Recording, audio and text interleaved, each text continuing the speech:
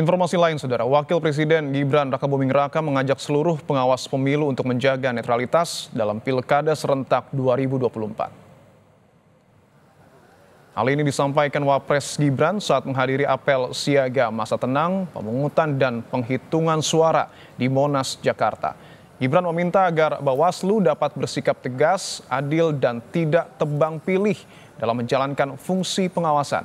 Selain itu, Wapres mengimbau agar seluruh pengawas pemilu tetap netral sehingga situasi kondusif tetap terjaga. Bawaslu dapat bersikap tegas, adil, dan tidak tebang pilih dalam menjalankan fungsi pengawasan untuk terus menjaga netralitas sehingga pesta demokrasi ini dapat berjalan lancar. Sementara Ketua Umum PDI Perjuangan Megawati Soekarno Putri mengingatkan seluruh aparatur negara, mulai dari pejabat daerah hingga TNI dan Polri, untuk bersikap netral di Pilkada 2024. Megawati Soekarno Putri mengaku mendengar banyak laporan soal institusi negara yang tidak netral dalam Pilkada serentak 2024 dengan mengiming-imingi sembako gratis ataupun uang. Megawati menegaskan Mahkamah Konstitusi telah mengatur bagi ASN yang tidak netral dapat dikenakan sanksi pidana. Pejabat kepala daerah, TNI, Polri, aparatur sipil negara, camat hingga kepala desa, saya serukan sebagai rakyat juga yang punya hak yang sama untuk bersikap netral dan tidak boleh berpihak. Ingat bahwa Mahkamah Konstitusi telah mengambil keputusan yang sangat penting bahwa aparatur negara yang tidak netral bisa dikenakan sanksi pidana. Jelang berlangsungnya Pilkada, sinyal dugaan institusi tak netral disuarakan Ketua Umum PDI Perjuangan Megawati Soekarno Putri.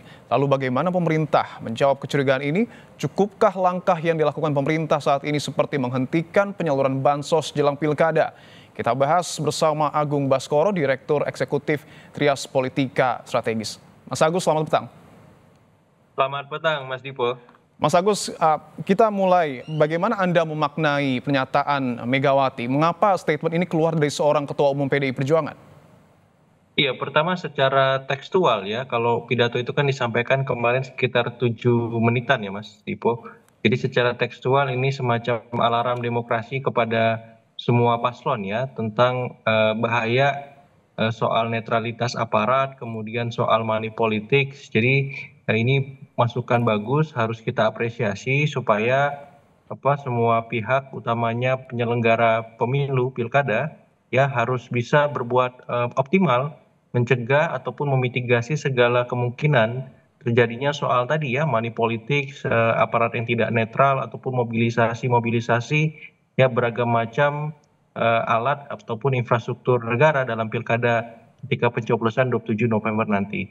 Seperti itu. Nah, yang kedua secara kontekstual tidak bisa dimungkiri ya bahwa ada beberapa pilkada utamanya di Jakarta maupun di Jawa Tengah yang sangat kompetitif antara paslon PDIP dengan paslon Kim Plus seperti itu.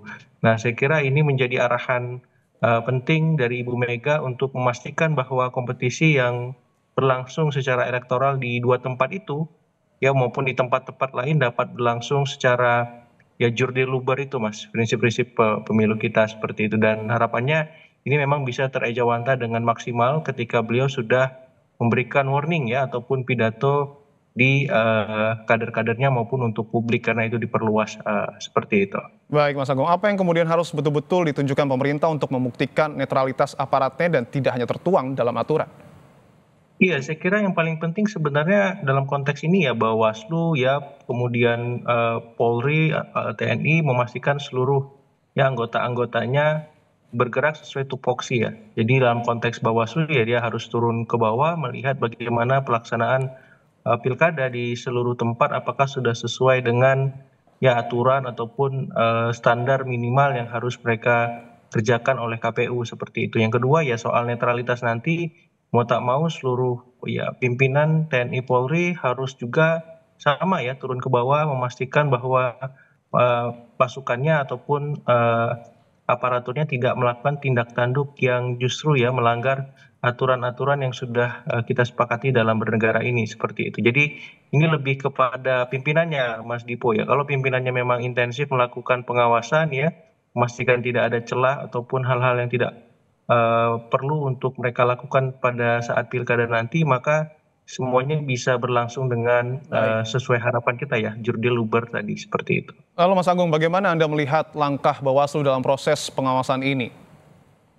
Iya, saya kira memang perlu terus diingatkan Mas Dipo ya, karena kita tahu seringkali laporan ataupun aspirasi masyarakat di level grassroots yang berkembang dan kemudian disampaikan ke Bawaslu memang minim direspon secara langsung ataupun secara konkret ya, ujungnya seperti apa. Karena itu saya kira memang Bawaslu perlu dalam tanda petik menambah ya SDM-nya ataupun infrastruktur alat-alatnya untuk mengawasi mungkin lebih canggih seperti itu, atau hal-hal yang lebih produktif lain supaya apa? Supaya aspirasi masyarakat tadi punya kanal dan arahan yang jelas seperti itu. Baik, sama-sama kita jaga perhelatan pilkada serentak yang akan berlangsung pada pekan depan. Terima kasih Agung Baskoro, Direktur Eksekutif Trias Politika Strategis.